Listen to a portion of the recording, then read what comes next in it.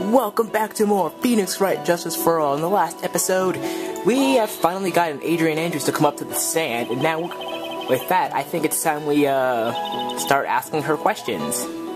Yeah, so anyway, let's get started. He was worn out from his mini-performance as the Nickel Samurai during the ceremony.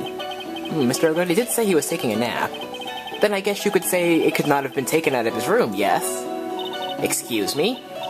What are you? Right, I thought years of school would have taught you how to construct a sentence.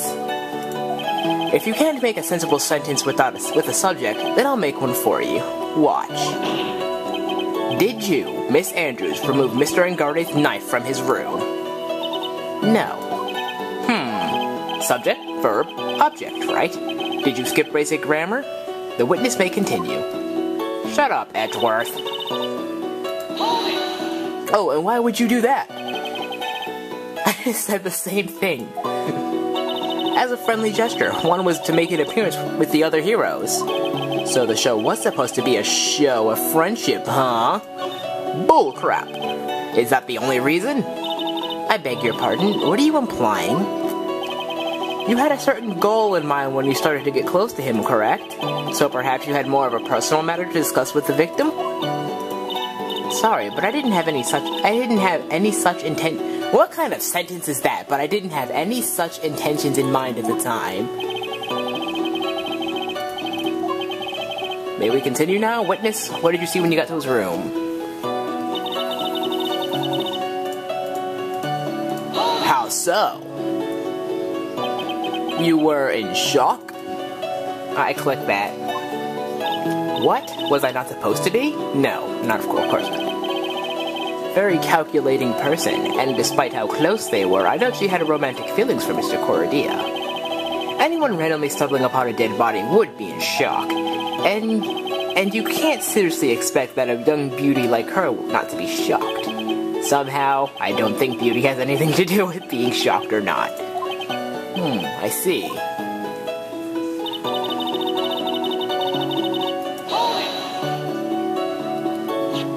This is the photo you're referring to, correct? Yes, the one with the knife lodged in his chest. And the guitar case was like this too? Yes, it was open and empty, of course. And then, what did you do next, witness?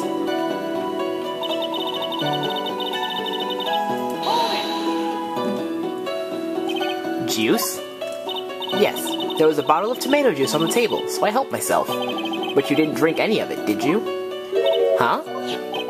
There were no lip marks left on those wine glasses to suggest that anyone drank from it. I wasn't feeling terribly great, so I set the glass down without drinking it. Miss Andrews, I would like to confirm with you one more time. When you discovered the dead body of Juan Corradia, you were in great shock. And that's when you poured yourself the glass of juice, correct? And what of it? My mind really was a complete blank at the time. Your mind was a complete blank? I didn't think that was possible for you. Aren't you rude today? I was so dazed that I made one careless mistake. That one thing. What one thing? Never mind. It's no big deal. What was she starting to say just now? Hey, speak up, woman. Miss Andrews, I'm convinced that, as you said, you made a mistake at the scene of the crime. What I really want to know is what this mistake was. Actually, so would I. I'm sorry, it's kind of embarrassing. When I set the glass down on the dresser, I accidentally knocked the flower vase over. You knocked the flower vase over? Flower vase? Are you talking about the one on the floor in the crime photo? This mess of glass shards? It was originally on top of the dresser, but when I bumped into it with my elbow, it fell onto the guitar case. Why did you withhold such an important piece of information? I'm sorry. I thought that since the crime scene was already in disarray, that people would simply assume the vase was another part of the mess. Looks like yet another fact has come to light here. Please add this and anything else you have to reveal to your testimony. I'm sorry, but I have nothing more to add. I didn't touch anything else.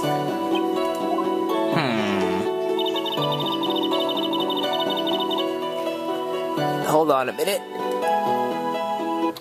Save state. Because can. What kind of flower vase was? What kind of question is that? It was a glass vase, and fairly big. It was fairly big and heavy. I thought I would just try to take one's pulse. So I set the glass I was holding down to the dresser, and that's when my elbow accidentally hit the vase. That's odd. I thought she was always in total control of herself.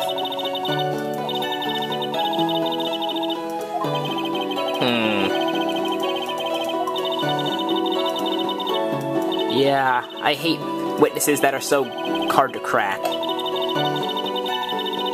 Very strong, decisive evidence.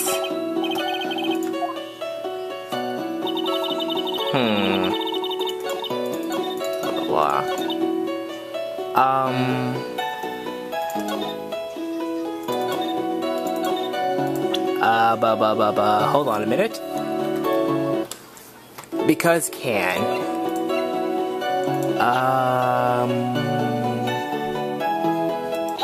Ha ha ha! You testified that you knocked the flower vase over. Is this correct? Yes. And you are sure it fell into the guitar case? Is there some problem with what I said? It's not some problem. It's a major problem. It's true that the top of the guitar case was wet with water. However, that's exactly what is so strange. Miss Andrews, you testified that the vase fell into the guitar case. However, if that was true, the case should have gotten wet on the inside, not the outside. That's very true. Furthermore, there was one other strange thing about this guitar case. What's that? Let's take another look at the crime scene photo. The remains of the vase are scattered on the floor. And what's wrong with that? If the guitar case was open when the vase fell, the glass shard should be inside, not outside the case. What is your point, Wright? That the case was closed at the time the vase was knocked over? Is that all? No, think back to what Miss Andrews testified to. She said that other than the vase, she didn't touch anything else. Yes, that's right. She did implicitly say that she didn't touch the guitar case. But this whole matter with the guitar case is a dead end. If the bright red guitar was found at the studio, it has no bearing on this case at all. That may very well be. However, an empty guitar case does seem to have no relation to this case. It seems that there is no deeper meaning to the guitar case. Well, Mr. Wright, do you think we need to hear more details about the guitar case? Yes. The empty guitar case? I believe this is a crucial piece of the puzzle. I can't believe anyone would reach for straws like this. But it is you. I can't believe I'm doing this either. Alright, I'll follow along. For now. Miss Andrews, please testify to the court about the guitar case. Yes, Your Honor.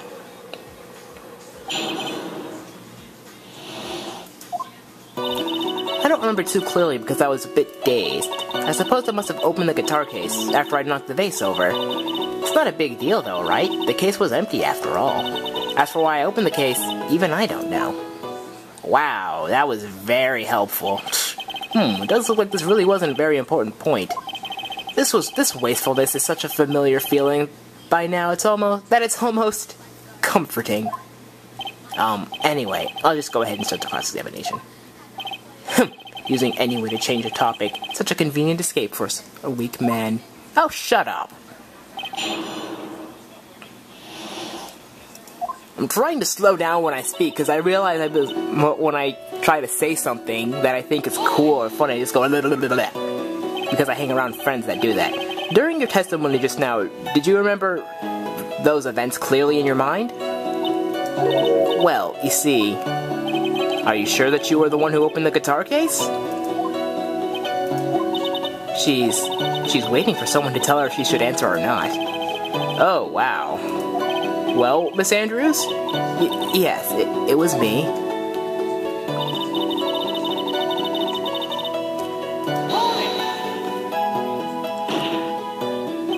So, you opened the guitar case then? Yes, well, maybe. Why did you open the guitar case? Huh? Mr. Cordia's dead body was right there in front of you, wasn't it? I would think that the first thing you would do is call for help, not open a guitar case. As the witness has said multiple times, when she found the dead body, she was dazed. Maybe I was curious to know if the bright red guitar was alright or not. I thought maybe the criminal took it. Why would she care about the bright red guitar? But getting back on topic. It's not a big deal though, right? The case was empty after all. Was it really empty? Huh? I was just wondering if maybe when you opened the case, the guitar was still inside. How long have you been a lawyer, Mr. Wright? Have a little professionalism. The bright red guitar was found at the studio. These trials would be over in half the time if you would just pay attention. Yes, pay more attention, Mr. Wright. Sorry. And of course we end up getting bashed. As always.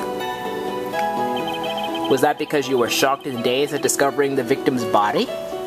Yes, that's probably it.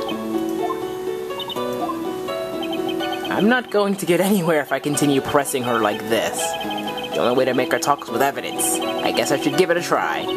Come on, Phoenix, we can't afford to let up on her now. But I don't know what I would present evident now.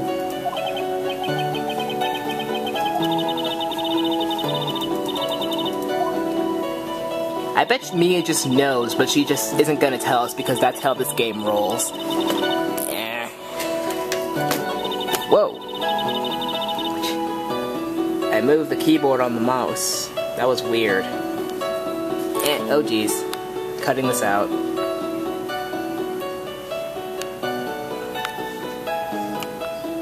Cutting this out. That was terrible. That was completely terrible. I can't believe this is happening. Okay. Sorry about that. Things just got a little weird. I gotta move this a little bit. Because, I bumped the camera because I'm an idiot. That good? I think that's good. Okay. Moving on. That never happened. Nothing happened. Nothing you need to worry about anyway. The case was empty. The case was empty. Wow, that was it? There is no way you were the one who opened the guitar case. Why would you say that? It's elementary, my dear. Because the only fingerprints on this guitar case are those of the victim. Ah. What is it, Miss Andrews? You shouldn't assume that I must have left prints just because I touched the case. What do you mean? What if I were to tell you that I was wearing gloves at the time? Gloves? But why would you be wearing gloves at the time? It was the night of the awards ceremony, so of course I dressed up for the occasion. Yes, now I remember. I'm almost sure I was wearing a pair of thin gloves. I see. Well, Mr. Wright, it seems the witness was wearing gloves at the scene of the crime. Ha ha ha ha ha ha! No! You were wearing gloves? Isn't that a little strange? Why is that strange? Do you have something that would prove I was not wearing gloves at the time? Yeah, we do actually. If you were wearing gloves, why are there fingerprints on this wine glass? I have your proof right here. This wine glass. The wine glass? Your fingerprints you left your fingerprints very clearly on this wine glass. Even if you took your gloves off when you poured yourself this glass of juice, wouldn't you think it was just a little strange? That you put your gloves back on just to open the guitar case? Oh, we broke her glasses. And she just randomly has a new pair. What is up with that? And then, oh, my glass is broken. I need another pair. Well, then again, it wouldn't make sense for her to have her spare pair. So she's wearing her spare pair right now. Looks like you hit the nail on the head this time. What do you mean? I believe that the guitar case plays a very important role here. But it's just an empty case. I wonder if it really was empty, though. But the guitar, the bright red guitar was at the studio. Phoenix, drop all of your presumptions. What was in the guitar case was not the bright red guitar. You don't mean it was a bright white guitar? Wait, that's not right. I would admit, I admit it would be unnatural for someone to do that. So the witness was not wearing gloves, despite the fact that on the case... Your Honor, this is obviously the defense's usual misdirection tactic at work. Steer the court towards an unrelated topic and lull us all into his misguided, shut up. No, Your Honor. Please, recall that Miss Andrews had testified that the vase fell onto the guitar case, which means that the case was closed when the crime took place. However, it is wide open in this photo of the crime scene. I am sure this guitar has some relation to the murder. If you are so sure, Wright, then I am sure you can somehow substantiate your outrageous claim, correct? Please, enlighten us as to why that guitar case has anything to do at all with this murder. Can you do that, Mr. Wright? Well, let's suppose for a second that the bright red guitar was not the only thing that could have been in the case. The bright red guitar not the only thing? You don't mean to suggest that a bright black... So, you intend to push your theory that the case was not empty. Is that it, right? I wouldn't say something I didn't intend to prove.